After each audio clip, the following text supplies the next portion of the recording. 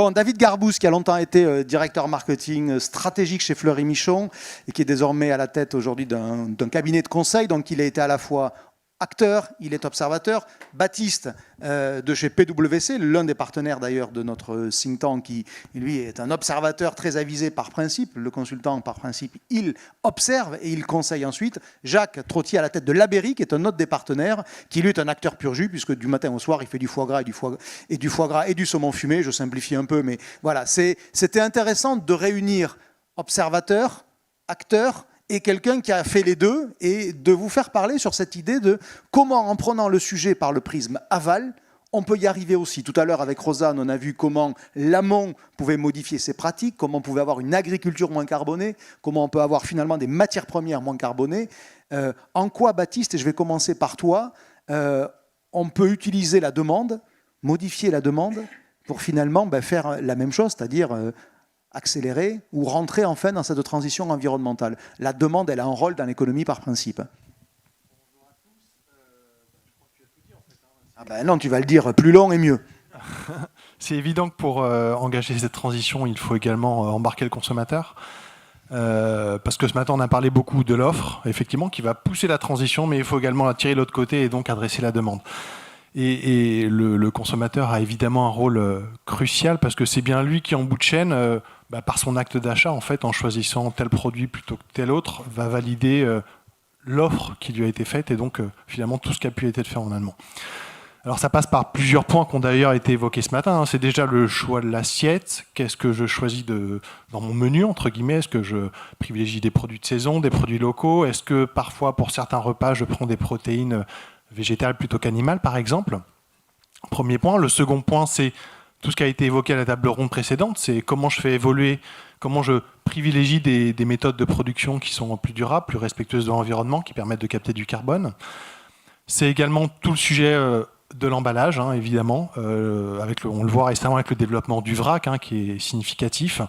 Et puis également choisir des produits avec moins d'emballage, des emballages qui soient recyclables. Et puis le dernier point qui a également été évoqué, c'est évidemment le sujet du gaspillage qui, pour le consommateur, mais comme pour tous les autres acteurs de la chaîne, est un élément important.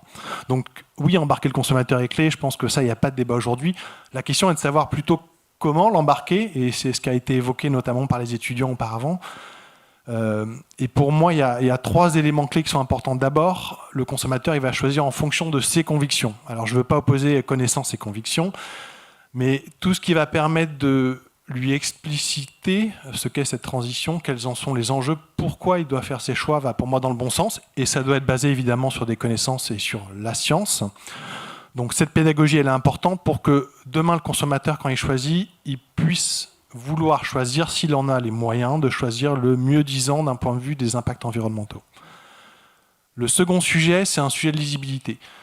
C'est des sujets qui sont complexes, qui sont parfois contre-intuitifs. Non, la fresque du climat ne suffit pas, ça a été dit juste auparavant. Néanmoins, pour ceux qui l'ont fait, je pense que c'est un bon indicateur de comprendre que les causalités, les boucles de rétroaction sont des sujets extrêmement complexes et que donc c'est très difficile pour un consommateur de faire le choix tout seul et donc il y a besoin de l'alimenter en données, en indicateurs, en mesures, en notation. On a parlé des labels tout à l'heure, donc le but de tous ces éléments, c'est bien d'apporter au consommateur une aide pour l'orienter dans son choix en fonction de ses convictions. Pourquoi il a envie de choisir le mieux disant, mais comment il fait pour choisir à un moment donné? Donc il faut effectivement développer ce type de label, les mettre en évidence et avec un enjeu par contre, et ça a été abordé, de confiance. Si on veut gagner la confiance du consommateur et puis surtout la garder dans le temps, il faut être transparent, il faut être traçable, il faut que le consommateur soit sûr que le modèle, la façon dont c'est calculé, ça marche et que les données d'où ça vient, ça marche. Et puis le dernier point, c'est celui de la valeur, celui du prix. Donc pour le coup, dans l'œil du consommateur, s'il a choisi ce produit, c'est bien qu'il y a vu de la valeur, une valeur environnementale. Mais si on veut que ça puisse toucher tout le monde, passer à l'échelle, entre guillemets, il faut forcément travailler cet angle de la valeur au sens euro du terme. Et donc c'est la recorrélation entre le prix et le coût, quelque part. Donc c'est le mélange, exactement. C'est arriver à réduire ou annuler ce différentiel de prix, puisque dans beaucoup de cas encore, c'est malheureusement plus cher. Alors, il y a des pistes qui ont été évoquées ce matin sur la valorisation du carbone, sur avoir des terres qui, à la fin, coûtent plus de 10 000 € mais coûtent 20 000 € parce qu'effectivement, il y a du carbone dedans, il y a plus de matière organique, donc travailler sur l'actif. Et puis, il y a également le volet fiscal qu'on a abordé tout à l'heure, qui sera probablement indispensable à un moment donné pour permettre ce rapprochement. Donc pour moi, c'est ça les 3 points. C'est la pédagogie, pourquoi il veut choisir le mieux disant, la lisibilité pour qu'il ait les moyens de faire ce choix, et puis un sujet de valeur pour ne pas systématiquement opposer mieux disant et moins disant. Jacques, prends le micro, tu es l'acteur de notre séquence, puisque la Berry, c'est un acteur agroalimentaire de premier plan. Redonne-nous juste un chiffre global sur le chiffre d'affaires total de la Berry, pour qu'on situe... la Berry Fine Foods, pardon, parce qu'il faut bien le dire. La Berry Fine Foods réalise à peu près 1 milliard d'euros de chiffre d'affaires, et pour faire simple, on a 4 grandes filières, une sur les poissons fumés, avec notamment le saumon fumé, la truite fumée, une sur la crevette, une sur tous les produits végétaux apéritifs, et puis la dernière sur les produits du terroir, avec notamment le foie gras. Est-ce que tu es convaincu, conscient de la responsabilité qu'un chef d'entreprise dans l'agroalimentaire a dans ce sujet-là? On ne va pas parler tout de suite de ce que vous faites. Fais-nous déjà rentrer dans ta tête sur la manière dont tu assumes ou revendiques même cette mission-là. Convaincu, oui. Conscient, plus que conscient. Enfin, maintenant, il faut être engagé. Enfin, je veux dire, on est au-delà de ça. On est dans un environnement dans lequel, alors, on peut avoir des convaincus, on va dire, dans les chefs d'entreprise, et puis on peut avoir des opportunistes et des pragmatiques. Mais quelle que soit la conviction personnelle, il se trouve que moi, je suis convaincu, on n'a pas trop le choix. On n'a pas trop le choix pour 2 raisons, à mon avis. Pour nos consommateurs, nos clients de façon générale. Parce que les consommateurs, dans nos métiers, on passe par des distributeurs qui, eux aussi, sont convaincus, en tout cas qui ont bien compris les enjeux environnementaux qui sont autour de nous. Et puis, donc, ne serait-ce que par rapport à ça, il y a cet enjeu qui est important. Et puis après, il y a les collaborateurs. Je voyais tout à l'heure, il y avait Charlotte, Pablo et Mathis, qui peut-être demain rentreront dans les entreprises, etc. Mais c'est un chaos technique pour une entreprise comme les nôtres, par exemple, si demain, la RSE n'est pas le socle de la stratégie. Donc ça, c'est la marque employeur, en fait. C'est que tu ne les feras pas venir chez toi s'ils ne croient pas que tu fais le bien. Ah mais c'est de la désertion. Là, du coup, on aura de la désertion, très concrètement. Alors, c'est le cas dans les nouvelles générations qui ont une conscience générationnelle qui est avérée, mais ça va au-delà de ça. Maintenant, ça va beaucoup plus loin que ça. Les 30 ans, 35 ans, 40 ans, 45 ans, et y compris dans le comité exécutif du groupe maintenant, j'ai autour de moi des collaborateurs mais qui sont plus qu'engagés. Donc, là, on entend ton niveau de, pardonne-moi d'utiliser ce terme ainsi, mais de maturité sur le sujet. Est-ce que tu es vraiment convaincu que tes alter ego, patron d'entreprise agri-agro, soient au même niveau que toi là-dessus? Alors déjà, je ne vais avoir aucune prétention. Hein. Je peux être convaincu et engagé, et être parfaitement encore sur un chemin. On va voir ce que tu fais après. Voilà, mais sur le principe, est-ce que tu penses que le terreau est aussi fertile chez tes alter ego? Écoute, je sais pas, on en parlera tout à l'heure, mais moi, dans une des recommandations, peut-être que je te spoil ton déroulé. Je sais rebondir. Il n'y a pas de déroulé, regarde, il n'y a pas de... J'imagine. C'est le sujet de la formation des mandataires sociaux. Ça me paraît complètement clé, et j'irais même jusqu'au-delà de ça. Pour moi, ce n'est pas un sujet d'acculturation et de sensibilisation, c'est un sujet de professionnalisation. Donc de capacité. Ah, mais pour moi, c'est la RSE doit devenir, pour des dirigeants d'entreprise, au sens large, hein, pas que le mandataire social que je suis, mais au sens très très large, doit devenir une compétence. Donc moi, mon objectif, parce que je vais essayer de mettre ça en pratique, c'est qu'à minima, les membres du comité exécutif, à minima, les membres du comité de direction, aient une formation qualifiante qui permet d'engager cette transformation en ayant la connaissance de ça. On n'y est pas, encore une fois. Ça a de la force quand c'est un patron d'entreprise qui le dit. Hein. Alors bien sûr, c'est dans nos recommandations, mais ça a quand même de la gueule. Non, mais c'est vraiment important. Et j'irai au-delà de ça. Je pense aux futurs mandataires sociaux, aux futurs dirigeants, qui sont plutôt dans la génération, on va dire, 35, 40, 45 ans, qui sont un peu coincés entre deux, c'est-à-dire qu'ils n'ont peut-être pas la même conscience générationnelle qu'ont les jeunes générations qui vont arriver sur le marché de travail, sur lequel j'ai l'impression que ce soit intégré dans les formations ou pas. J'ai l'impression que le job, il est fait et bien fait. Entre les deux, il faut penser à tous les sujets de formation continue. On essaye, nous, à modeste échelle, de mettre en place des webinaires internes 2 fois par mois pour aller communiquer très fortement sur les enjeux de la RSE. C'est présenté par les experts RSE internes, mais aussi par des experts internes qui viennent chaque mois. On a taux de succès, on a quand même 300, 400, 500 personnes qui, tous les vendredis après-midi, se mettent en live là-dessus. Donc, c'est essentiel. Excuse-moi, juste, Olivier, je voulais compléter. Mandataire social, actionnaire, administrateur... Là, tu me spoiles pas, parce que je voulais... Alors, la particularité de la Berry, voilà, c'est que tu n'es pas l'actionnaire majoritaire, toi, Jacques Trottier. Pas encore, non, peut-être pas encore. malheureusement, mais c'est comme ça. Tu as des actionnaires. Ouais. Comment on concilie ce qui peut paraître inconciliable, l'actionnaire et ses attentes, je dis bien peut paraître, et le patron qui, pour le coup, est engagé et qui veut faire vertueux. L'actionnaire, il s'en fout de la vertu, non ?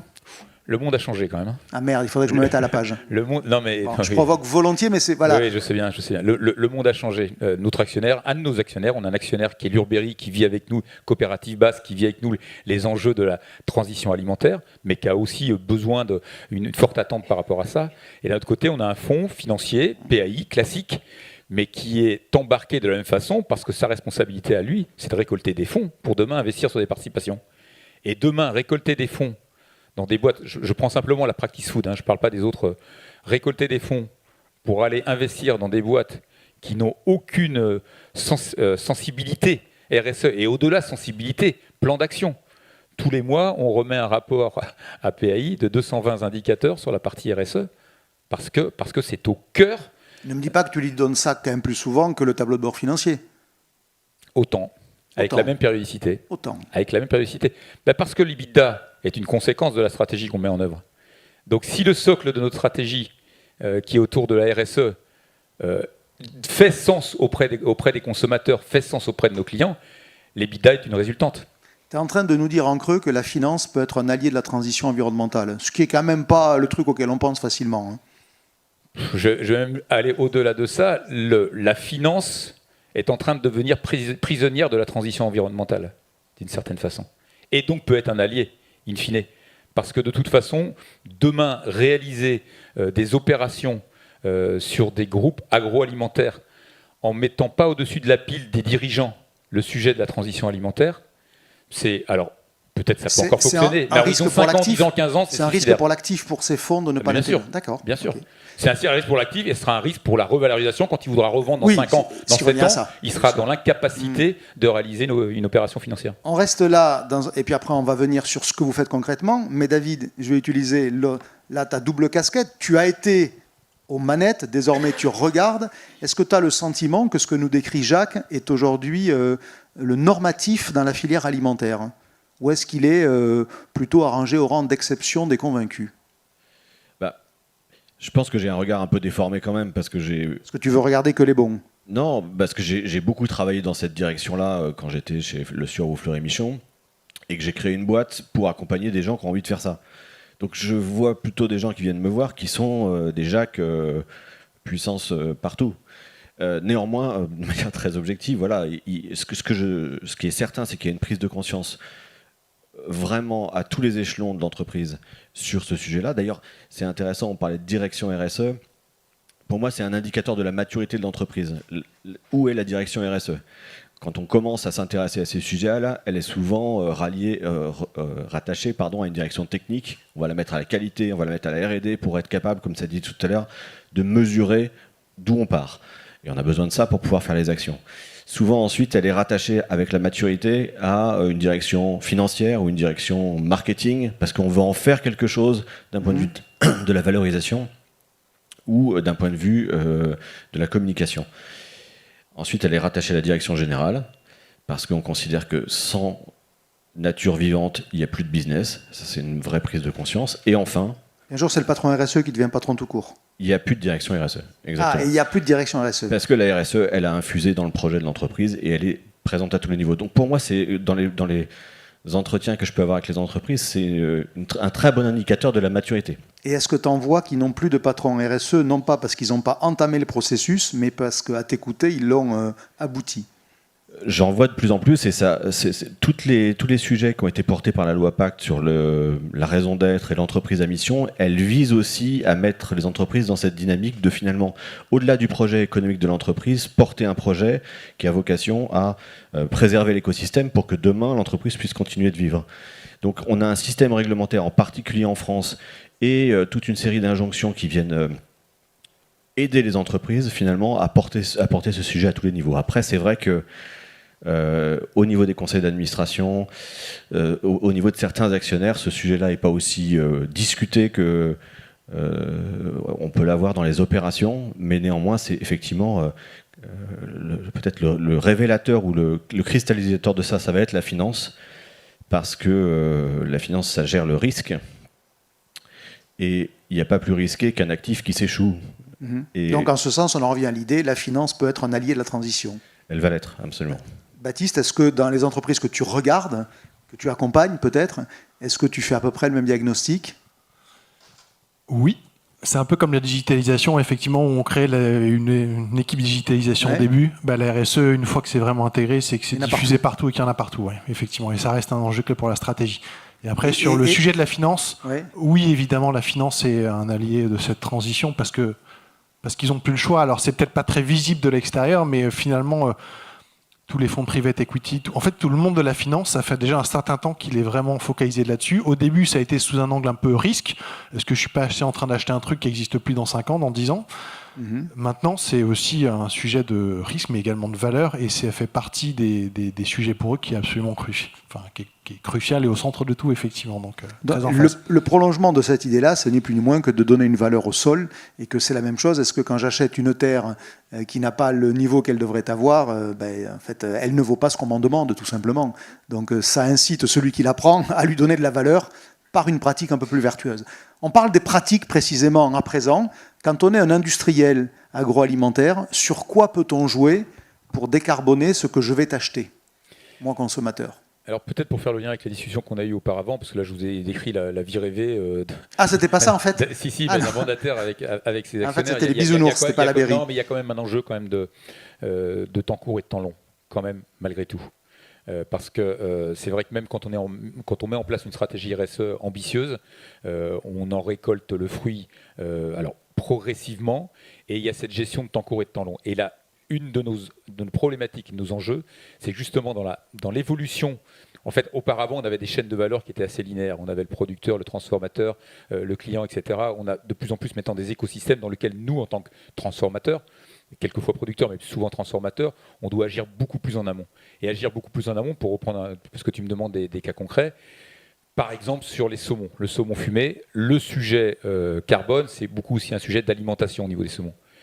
C'est pas le fumage, quoi, en gros, qui génère de la fumée. Non, pas vraiment. Non, mais de temps en temps. Non, mais ça aussi, il faut faire cette pédagogie. Dans les scopes 1, 2, 3, ça se passe pas. Une grosse partie ne se passe pas vraiment chez nous, mais se passe en amont. Mais c'est pas parce que ça se passe en amont que ça ne nous regarde pas, parce qu'on en est co-responsable d'une certaine façon.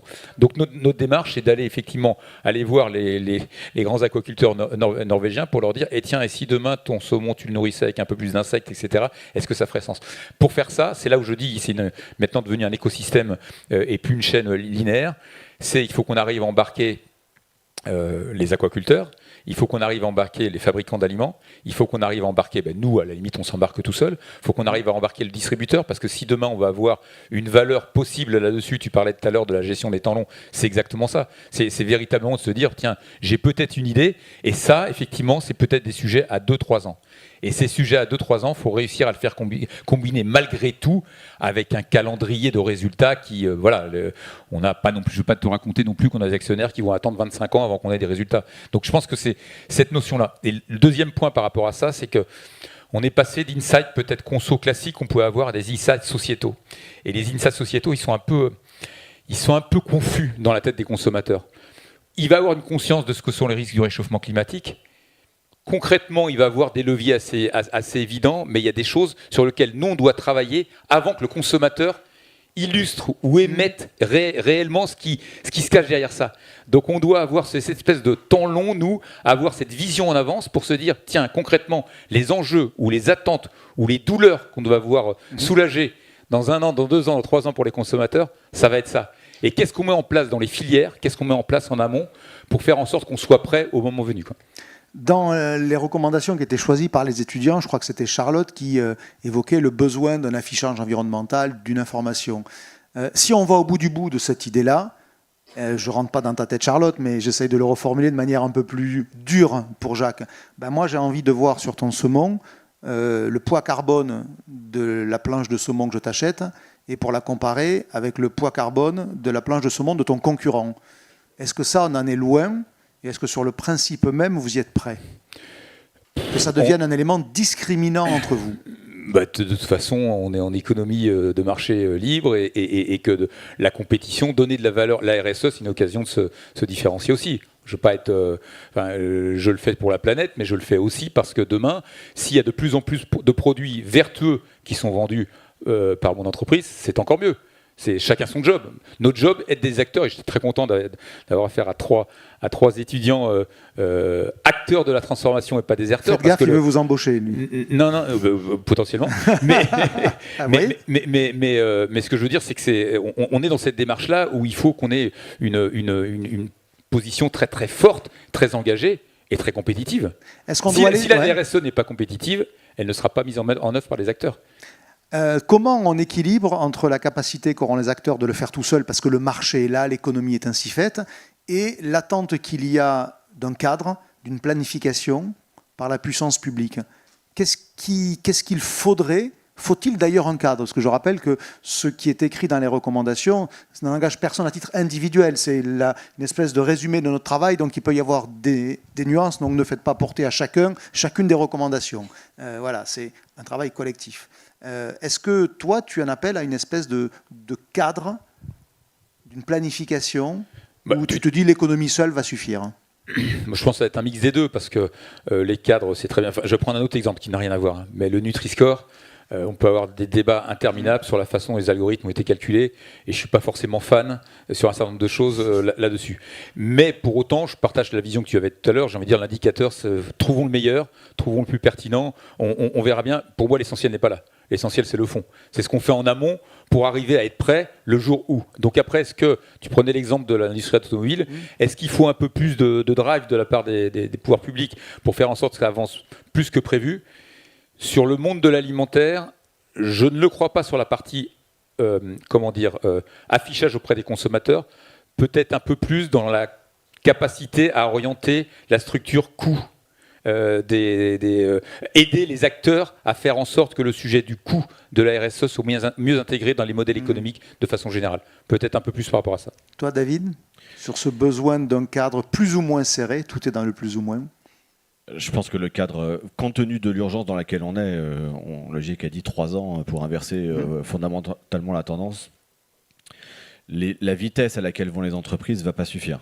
Il y a beaucoup d'initiatives, on l'a dit. Il y a énormément d'émulation sur ce sujet.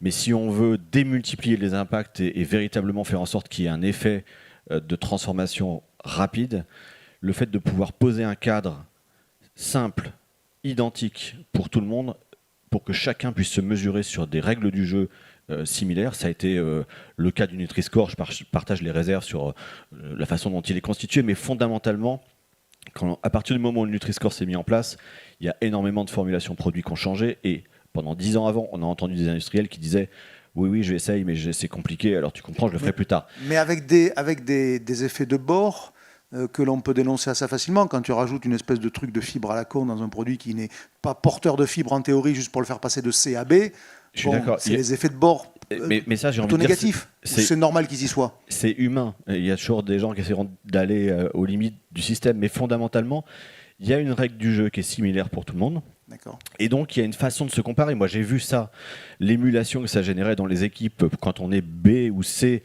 pour aller chercher les demi-points qui permettent de passer à B. C'est génial. Et c'est aussi ça qui est intéressant, c'est qu'on sait que ça a un impact auprès du client, mais ça c'est un outil très opérationnel pour que les équipes travaillent et fassent évoluer l'offre.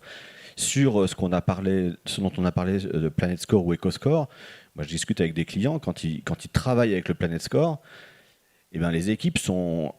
elles s'amusent du sujet. Elles s'amusent pas pour jouer, elles s'amusent en disant finalement si je prends cette décision-là, je vois l'impact immédiat et je vais contribuer au succès de mon entreprise. Donc je pense que c'est des outils extrêmement utiles pour que, au-delà de ce qui va se passer auprès du consommateur, qui a besoin d'être rassuré sur ces sujets-là et de choisir en conscience, les entreprises derrière puissent jouer avec ça et prendre les bonnes décisions. Un inside conso, c'est qu'on a vu dans les études des corrélations entre la note du Nutri-Score et les ventes. Ça se voit. Peut-être parce que ça a des considérations personnelles. C'est ma santé. C'est peut-être moins sûr qu'une note Planet Score jouera aussi fort sur les ventes que le Nutri-Score, parce que c'est pas un bénéfice personnel, c'est une externalité pour le monde. La chance qu'on a dans notre secteur alimentaire, c'est que quand même, assez souvent, tu peux corréler les deux. Tu alignes les gens quand tu leur parles d'améliorer l'alimentation, ils te disent d'abord je veux que ce soit meilleur au goût, ensuite que ce soit bon pour ma santé et ensuite bon pour l'environnement. C'est dans ce sens-là que ça se joue. Mais souvent, en fait, quand tu prends les solutions, elles alignent ces trois perspectives et donc tu peux donner un bénéfice immédiat aux gens. Ce qui est plutôt une bonne nouvelle pour le coup. Et du coup, c'est un levier d'action fantastique. Baptiste, besoin d'un cadre ou pas ? Oui. Et je pense que ça va arriver. Et je pense effectivement qu'il faut, de la même façon que sur le Nutri-Score, sur l'aspect environnemental, être capable, in fine, de mesurer les choses et de donner des repères aux consommateurs. Et c'était l'objet d'une reco. Et ces repères, ils seront dynamiques dans le temps. Enfin, 3 choses sur ces repères. C'est effectivement, pour s'améliorer, je pense qu'il faut mesurer. C'est peut-être des vieux souvenirs d'ingénieurs, mais tant qu'on mesurait, on a du mal à faire grand-chose.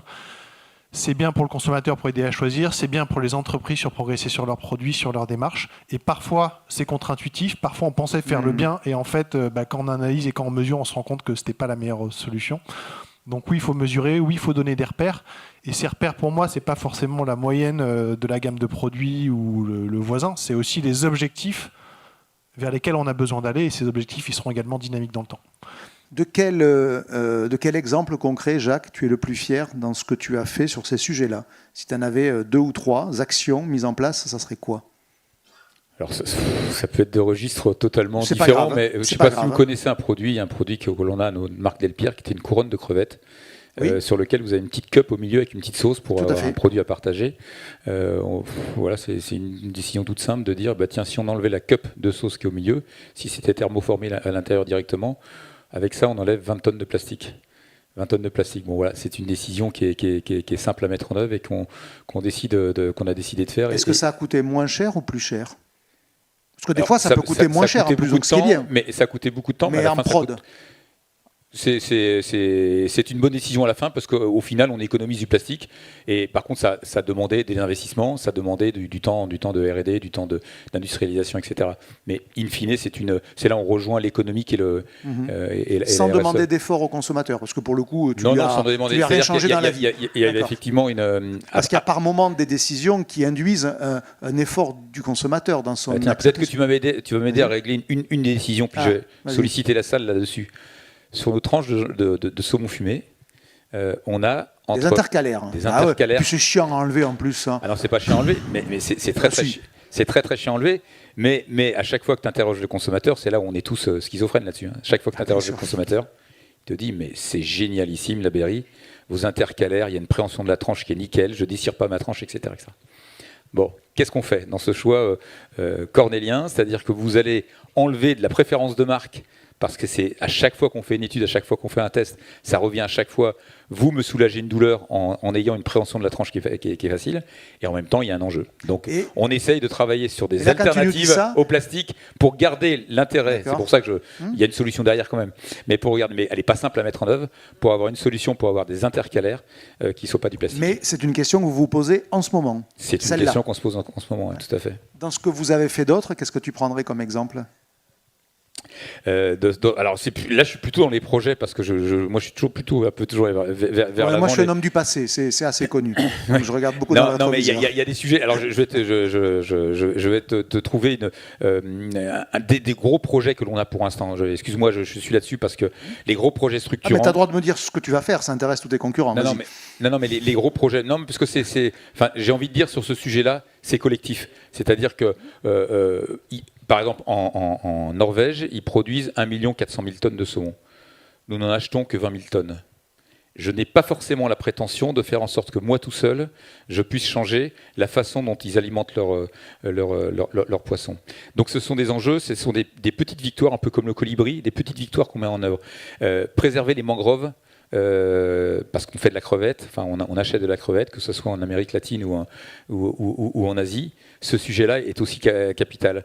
L'agroforesterie dans les élevages de canards, c'est quelque chose aussi, c'est des projets qui sont... Et ça, ce sont des projets majeurs, très impactants Et c'est véritablement sur ces sujets-là qu'on a envie d'avancer. Alors après, dans les réalisations concrètes, je vais te citer plein de choses au niveau de nos pots de Blini, atelier Blini, sur lequel on a fait des modifications sur la taille, le poids, etc. Enfin, c'est des petites victoires quotidiennes que l'on fait là-dessus, qui sont des choses qui sont tout à fait intéressantes. Mais les gros sujets vraiment structurants de demain, c'est les émissions qu'on n'avait pas, nous, concrètement. Je pourrais te citer aussi plein d'exemples sur préservation de l'électricité, du gaz, etc. Enfin, mais les gros sujets structurants, c'est l'alimentation.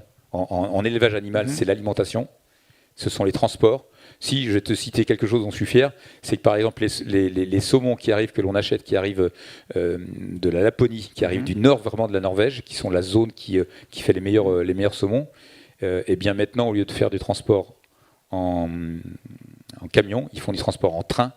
Et là, on a économisé aussi l'équivalent de CO2 assez incroyable. Donc, il y a plein de projets comme ça. Mais les vrais projets structurants demain, c'est de restructurer complètement les filières avec des processus vraiment très vertueux. Parce que là, ce sont des millions de tonnes de CO2 qui sont en jeu si tous les acteurs rentrent dans ce schéma-là. Il y a des aspects compétitifs, j'en ai parlé tout à l'heure, mais on a le droit aussi de vouloir le bien de la planète en se disant que si tous les concurrents font la même chose que nous, au global du global, on aura peut-être aussi quelque chose d'un peu plus vertueux. Avec toujours cette frontière avec l'entente, ce que j'évoquais tout à l'heure. Donc il faut peut-être accepter la supériorité de ce sujet par rapport à tous les autres. Y a-t-il des questions ou des remarques pour Jacques, pour Baptiste ou pour David?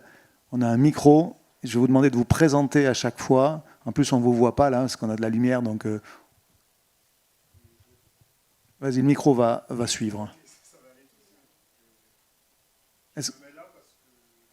Est-ce que le micro peut être ouvert? Parce que comme c'est retransmis, celui qui est à l'autre bout du monde, parce qu'on n'est pas à l'abri d'avoir quelqu'un qui nous regarde à Ushuaïa ou en Laponie. Ça devrait marcher. Donc, Luc Yavo de l'e-service, qui est une entreprise dans tout ce qui est alimentaire, notamment la communication. Mais là, je suis venu en tant que formateur.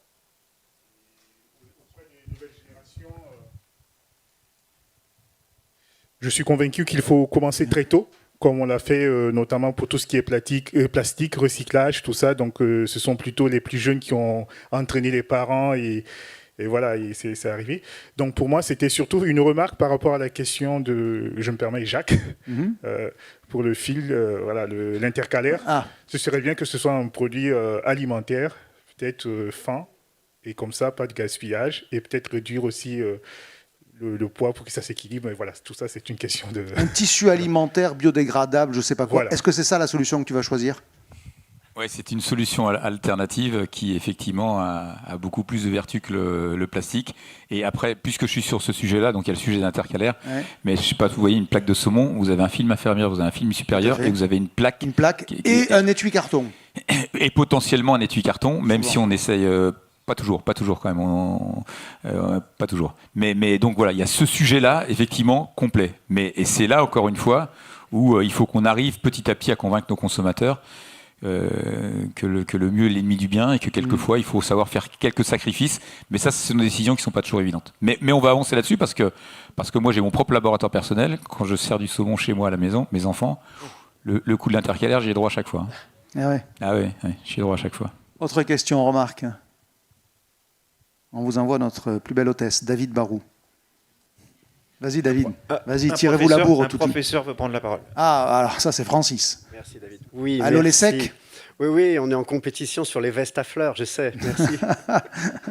Francis Declercq, prof de finance à l'ESSEC. Et ma question, c'est à vous tous, tout simplement, en vous remerciant de ce que vous nous avez présenté. Est-ce que finalement, les conditions environnementales, c'est pas comme les conditions sanitaires. Il y a beaucoup de pré-compétitifs là-dedans. Et donc, il y a un minimum à faire qui est pré-compétitif. Et au-delà de ce minimum, il y a aussi davantage et tous les progrès qui peuvent être faits. C'est la démarche, les progrès qui sont faits, qui sont très importants. Merci. En gros, ça va être juste qualifiant d'être bon environnementalement. C'est ça, en fait, que dit Francis. Vous n'avez pas le choix, ça va être une espèce de prérequis. Ça va être un prérequis, mais si tu regardes dans l'autre sens, tu peux poser le problème dans l'autre sens. C'est si tu l'as pas, les conditions d'accès au marché vont être difficiles parce que les financiers vont te dire t'es mignon, mais si t'es pas dans la trajectoire 1,5 degré, je te prête plus d'argent. Et puis, à partir du moment où des acteurs comme la BRI vont commencer à aller vers les clients pour leur dire comment ils travaillent et proposer des alternatives, l'innovation, c'est ce principe fantastique, c'est que ça n'existe pas tant que le produit n'est pas sorti. Donc, tant qu'il n'y a pas d'alternative, les clients peuvent se contenter ou ne pas considérer le projet. À partir du moment où il y a quelqu'un qui sort du bois et qui amène une solution, c'est des bascules de marché. Quand chez Fleury Michon, on avait travaillé et expliqué qu'on avait supprimé les conservateurs, les additifs, qu'on était passé en pêche durable sur le surémis, ça a secoué nos clients. L'annonce, ce qui a secoué nos clients, c'est 25% de croissance de chiffre d'affaires, et 2 ans après, ils faisaient la même chose. Alors ça, c'était plus nutrition qu'environnemental. Dans la série environnementale, vous avez à un moment donné substitué les barquettes plastiques, les noires là, des plats cuisinés, par des barquettes bois. Est-ce que ça a marché autant ? Oui, ça marche. À partir du moment où Vraiment, le sujet, moi, c'est pour ça que c'est passionnant. On voit souvent ces sujets RSE comme des contraintes, comme des coûts supplémentaires. En fait, c'est autant d'opportunités pour aller faire la différence auprès des clients. Ces attentes-là, elles sont posées auprès des clients. Ils considèrent que les entreprises n'y répondent pas assez ou pas assez vite. Donc, il y a des opportunités incroyables pour ceux qui ont l'agilité, la conscience et la capacité d'action. Et par contre, la difficulté ou l'absolue nécessité, c'est d'aller communiquer cette différence auprès de ses clients et de la valoriser, quitte à mettre un pavé dans la mare. Quand on a fait le jambon zéro nitrite, on mettait un jambon gris au milieu d'un mur rose. C'était une façon de dire les autres sont bizarres. Mais avec un bénéfice personnel, parce que les sujets santé sont quand même différents des sujets environnementaux dans les arbitrages d'achat. Oui. Juste pour terminer. Ah, allez, une dernière question. Dernière question, parce qu'il faut qu'on enchaîne. Tout à fait. Ah, mais moi, je fais que regarder le timer en tant que... Ah, oui, il fallait me le dire que le timer était faux. Si on est mal équipé aux échos, M. Barou. Le temps est élastique. Donc, ben là, non. Donc pour rebondir, vous parliez... c'est pas la même chose de citer la santé des humains et la santé des animaux. Je pense que la crise du Covid vient nous rappeler que tout est lié. C'est le concept de One Health ou de Planetary Health au sens de la fondation Rockefeller qui va même plus loin en disant qu'il faut intégrer aussi le social, justement, le bien-être. Par rapport à ça, je voulais savoir si, en lien avec la recommandation 15, le think tank qui parle du coût environnemental a été jusqu'à travailler la notion de triple comptabilité, puisqu'on a des élèves d'AgroParisTech. Alors, ça, c'est toi, ça. Ça, c'est toi. Toi, tu es un fervent défenseur de la triple comptabilité. Oui, on en a depuis beaucoup longtemps, parlé. Depuis longtemps. On en a parlé cette année, on en a parlé les années précédentes. Le fondement ce qui est derrière la question, effectivement, il faut compter ce qui compte vraiment. Et si on veut changer la façon dont les entreprises pilotent leur activité, il faut leur donner des outils qui leur permettent de prendre les décisions différemment. Je vais prendre un tout petit exemple qui ne va pas aussi loin que la comptabilité en triple capital, mais je travaille avec un client qui intègre dans l'analyse de la performance de l'entreprise son score carbone. Donc il va prendre l'EBITDA, soustraire les tonnes de CO2 multipliées par le coût du CO2 estimé par le GIEC. Et en fait, quand tu fais ça, tu as la moitié des boîtes du CAC 40 qui ne passent pas la marée, qui deviennent négatives. Eh bien, on peut prendre cet indicateur CO2 qui est très simple et l'appliquer sur l'ensemble des indicateurs de performance de l'entreprise. Donc, on peut faire un retour sur investissement corrigé du carbone, on peut faire on peut prendre l'ensemble des indicateurs financiers, et à partir du moment où on met cette denrée dans la machine, comme tu montrais tout à l'heure les prix de la viande avec le carbone, eh ben, on ne calcule pas du tout de la même façon. Pour terminer, une phrase, une reco que vous mettez en haut de votre pile individuelle dans les vins, ta reco préférée? Moi, je ne sais plus si c'est la 14, enfin celle peu importe le numéro. Sur les mandataires sociaux. La formation des mandataires sociaux. Ouais, je remets, mais avec une dimension encore plus large, de me dire, n'oublions pas... Encore plus dur, encore plus large, n'oublions pas tout l'écosystème, des administrateurs aux actionnaires jusqu'à l'ensemble des managers. Baptiste, ta recommandation de l'année? Celle sur le fait de mesurer les choses et d'avoir des repères, et également en faisant lien avec la comptabilité multicapitaux, qui est un élément clé là-dessus, même s'il y a encore beaucoup de R&D sur cette partie-là, sur la partie bilancielle, mais c'est un élément hyper structurant. David, ta reco de l'année? L'indicateur consommateur, c'est mon sujet, et parier sur l'intelligence des gens.